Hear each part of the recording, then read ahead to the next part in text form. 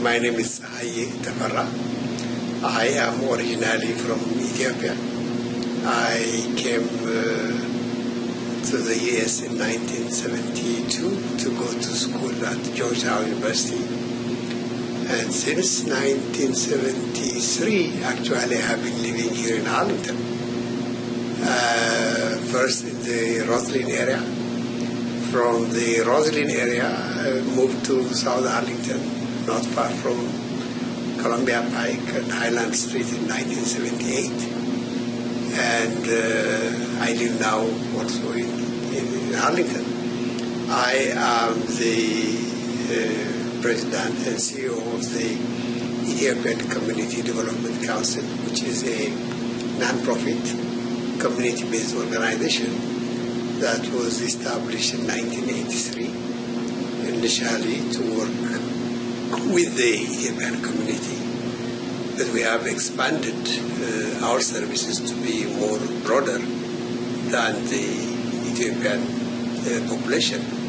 So we focus primarily with African refugees and immigrants.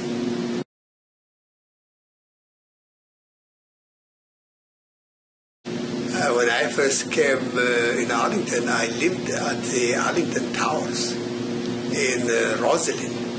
Roslyn used to be a ghost city. There were only few places to go around. Now Roslyn is a vibrant community. The whole Wilson Boulevard was a dead area. And when you walk from Roslyn towards what is now Clarendon and Alston, that has completely been transformed. It is not the same place that I knew in the early 70s. So physically, the place has completely been transformed.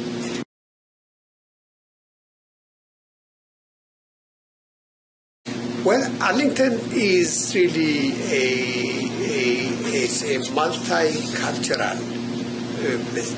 Its diversity is very attractive to many.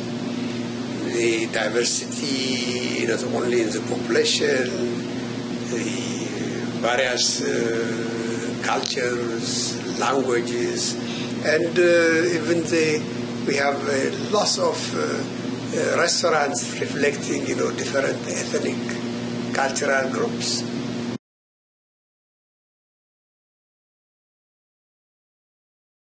Every time we have new population here, then they come with their cultural heritages, and food is one way of expressing, one's culture.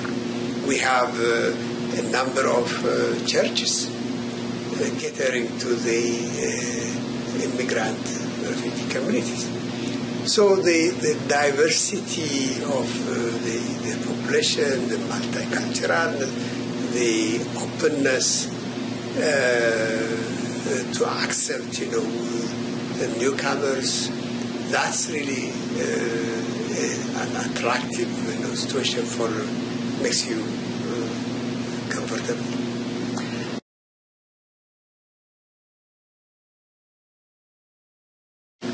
Well, when I came first from Ethiopia, because I'm coming from, the way we do things and so on. For example, in Ethiopia and all, if you are a foreigner, you cannot own a property. You can't own your own house. You can't buy land in Ethiopia. Then things may have changed now. So I came with that notion, and I had this Ethiopian friend that I met here after I came. So every Saturday he would go and visit open houses. And I never understood what this open house means. Why are they opening their house? So I go along with him and I asked him, why do they have it open? Oh, it means, they are ready to sell it and people are coming and say, oh, I said, why are you interested in this? And he said, I'm planning to buy a house. Oh, but you are a foreigner. So he gave me my first lesson, and he said, in this country, as long as you have the money and you live here legally, I don't think it does matter, whether you are a foreigner or not, you can buy a house. Oh. So that was my first lesson. And so he encouraged me. I bought my first house in 1978. I was still under, I had a green card.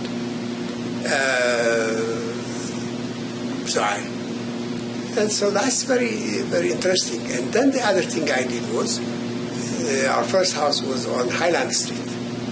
And there was a university across the street from us. So the parking space on the streets were always taken. If we had problem coming home, I couldn't find a parking space. So I asked someone, what do we need to do this? Someone told me, well, if you petition the county, if you have your friends, the neighborhoods, sign and petition that the parking zoning should be changed, you could do it. So the question I asked was, well, but I don't vote. I am not a citizen, and how could I do that? He said, you own a house, you live here, it doesn't matter. So that was my first civic engagement.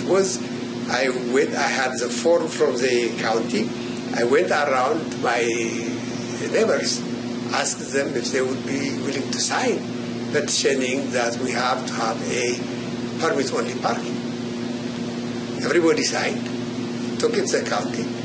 In 2 weeks or less than 2 weeks, we had this permit-only parking from 8 o'clock to 5 or something. That was my first civic education, was that you can petition and you can make a difference in your neighborhood, and you don't have to be an elected official, you don't have to. That was something, positive